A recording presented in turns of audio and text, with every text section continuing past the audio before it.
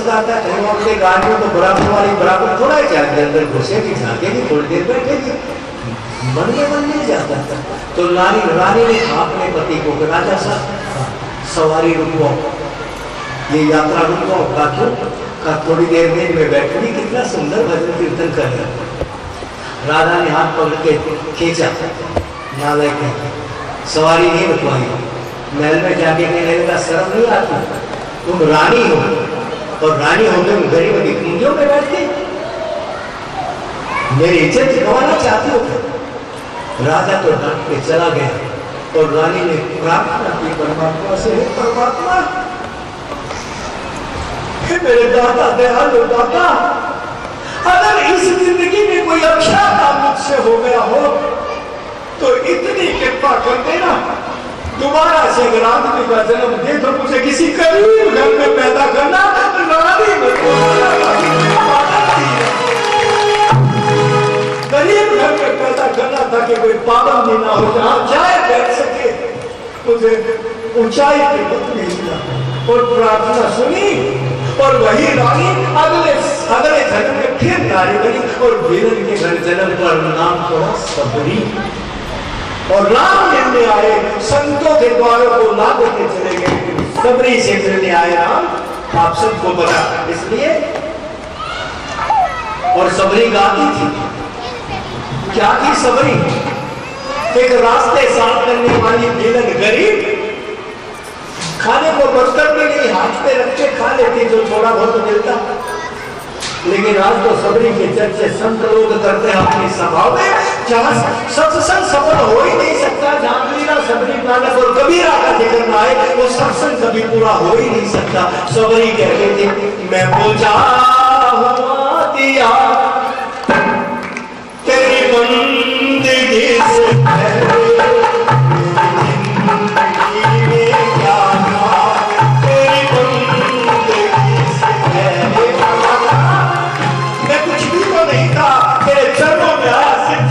तो सब कुछ बन गया, आज मेरी चर्चा होती है। मैं पूछा हुआ दिया तेरी जिंदगी से पहले, तेरी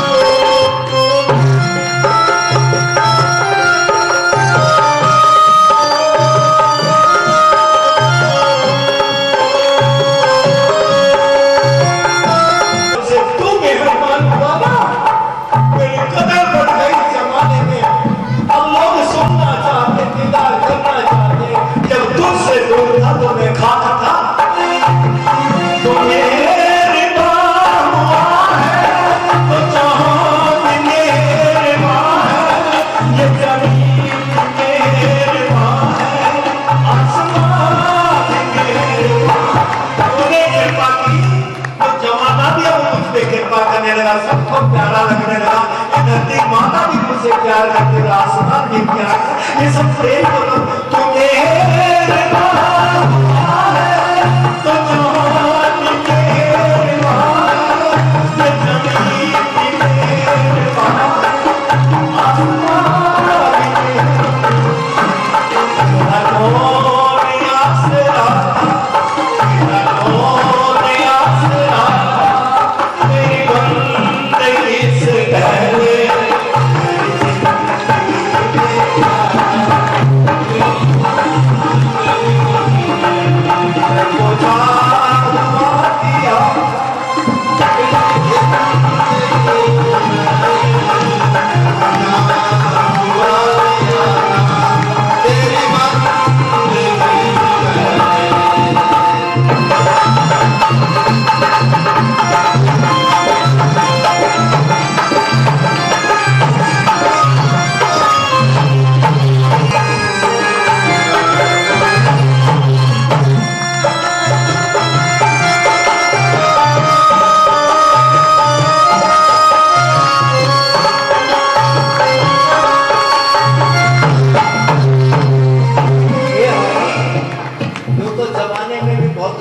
आदमी आज भी दयावान भी है, श्रद्धालु भी है, प्रेम करने वाले भी हैं।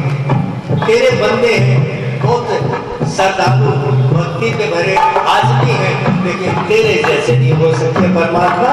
जो तो है जहां के लाखों, तेरे जैसा कौन होगा, तेरे जैसा मेरे भगवान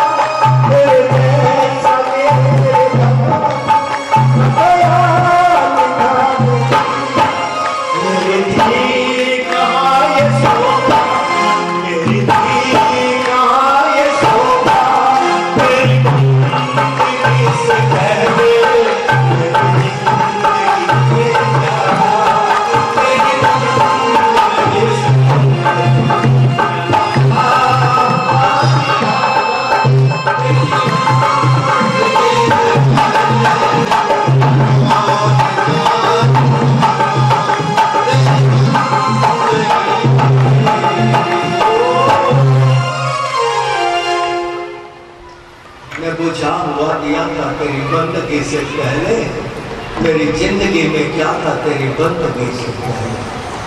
6 साल का बच्चा था मैं, ये माँ से जो बैठे ना, जिसको लोग ना मानने वाले नहीं मानते, मानने वाले दिन रात वैष्णो देवी का ताका नहीं टूटता, सर्दी होके गर्मी में, बरसात होके पतझड़ हो। 6 साल का बालक था तो मेरे सामने आके दर्शन करते थे, सामने छोटा सा बालक में देखता रहता था। मेरे माँ को वो चलते हुए देखे, मेरी माँ को किस किस रूप में देखा आपके समझ में फिलहाल नहीं आएगा, 9 दिन बाद शायद आ जाए। इतनी इतनी कृपा इस देवी ने की। कोई पुराना होगा संस्कार, कोई कर्म पसंद आ गया होगा इस बालक का कि हमने तो अपनी सारी जिंदगी रात को जमाना सोता है, मस्ती की नींद खा के, और हम बिना खाए इसकी प्रतिमा के सामने माथा झुका के रोते रहते रात भर, क्योंकि हमने जान लिया ये केवल मूर्ति नहीं है जिस पे इसकी कृपा हो जाए, और इसी की कृपा के दम पे आज ये वो नाव में बैठे बैठे उठोगे और बिना खोदे जमीन में चले जाओगे। किसके दम पे बोलता हूँ, आप जैसा हूँ आपका भाई, आप जैसा ही तो हूँ, लेकिन मेरे सिर पे हाथ जिसने रख दिया उसको हमने पहचान लिया। यही आपको सिखाना चाहते हैं।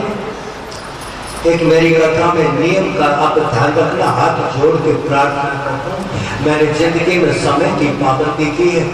समय की पाबंदी जो पाबंदी कर लेगा तो देखते देखते इसी जमीन में ऊंचाई पे जाएगा। वक्त के दिन और रात, वक्त के कल और आज, वक्त की हर सैर, वक्त का हर सैर राज आदमी को चाहिए वक्त से डरते रहे। 2 बजे का टाइम देकर 3 बजे आए, ये कथा सुनने के अधिकारी नहीं होंगे। ये जबरदस्ती वाले हैं, मनाही हम किसी को नहीं करते, लेकिन प्रसाद ये परमात्मा नहीं देगा। जो समय की कदर नहीं करेगा वो राम की सीता की क्या कदर करेगा। इसलिए हमने कथा रखी है 2 से 5। कल विधि विधान से 10 मिनट भगवान का पूजन होगा, मंगलाचरण होगा और कथा शुरू होगी। और उस कथा में भी आप देखोगे बहुत कुछ ऐसे प्रसंग आएंगे जो शायद आपकी जानकारी में अभी तक नहीं होंगे। कितना दयालु परमात्मा, कितनी बातें आपको सीखने के लिए मिलेगी। कल ठीक 2 बजे हम फिर आपके दर्शन करेंगे। जो आना चाहे उनका स्वागत है, जो ना आना चाहे उनसे भी हमको कोई द्वेष नहीं। लेकिन एक बात जरूर कहना चाहूँगा, दुनिया में तरह तरह के दान होते हैं, लेकिन सबसे बड़ा दान मेरे ग्रंथों में लिखा है, किसी को सत्संग में बिठा देना सबसे बड़ा दान है। आपने किसी को रुपए का दान दिया, ये भी हो सकता है वो उस रुपए से जाके शराब का पौवा खरीद ले और पी के और ज्यादा अपने आप को खराब कर ले। आपने कपड़े का दान किया, हरिद्वार में चाहिए देखिए बर्तन का दान किया, आपसे दिया और जाके 5-10 रुपए तोड़ के उसी दुकान पे वापस बेच देते और पैसे की शराब पी जाते। और मान लो आपने कपड़े का दान किया, उसने कपड़ा बनवा के पहन भी लिया, कितने दिन चलेगा? 2 महीना, 3 महीना, 5 महीना, फिर फट जाएगा। आपने भोजन का दान किया, भोजन करवाया, शाम को फिर भूख लगेगी।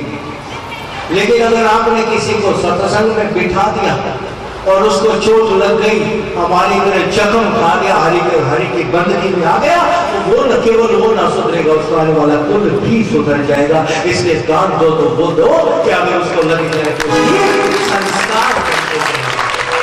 इसलिए कहा है कि हरि की कथा में बिठा दो, ये तुम्हारा सबसे बड़ा दान है। ना अपना कुछ लगता, कुछ नहीं जाता घर से, और बड़ा से बड़ा दान आपके खाते में लिखा जाता है। इसलिए 2 दिन कथा चलेगी।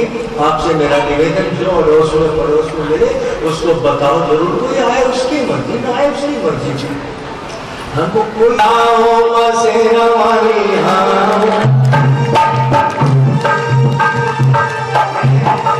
एक बार वहां चला गया गुहाना से गए धनाना गांव में किसी ने मुझे बुला लिया, कहा जी आप सत्संग देना, मेरे पिता की पुण्यतिथि। पिता उसका गुजर गया तो हर साल उसको मनाता था मृत्यु दिवस। कोई जन्मदिन मनाते हैं, मृत्यु के बाद मृत्यु दिवस मनाते। मेरे सत्संग को सुन रहा होगा, अच्छा सत्संग देते हैं, बहुत तो बुला लिया। आनंद गुहाने से आके धनाना गांव में चला गया। मैं गया तो वहां पे हमने देखा कि वो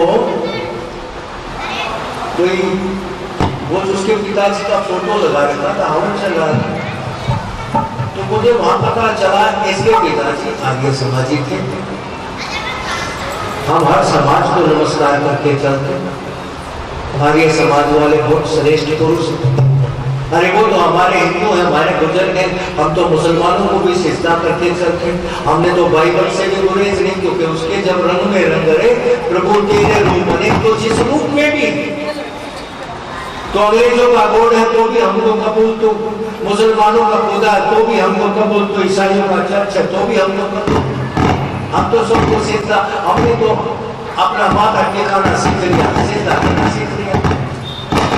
लेकिन वहाँ मैं गया तो मुझे लगा कि यहाँ पे कुछ फर्क आ जाएगा, क्योंकि कुछ भाई निराकार को मानते हैं, कुछ भाई साकार को मानते हैं। तो परमात्मा सब निराकार भी वही है, ओम में भी वही छुपा है और मूर्ति में भी वही छुपा है। अपने अपने मालिक है, वो किसी रूप जातो सभी उसी की यात्रा करें, वो किसी रूप में जा रहा है, वो किसी रूप में जा रहा है।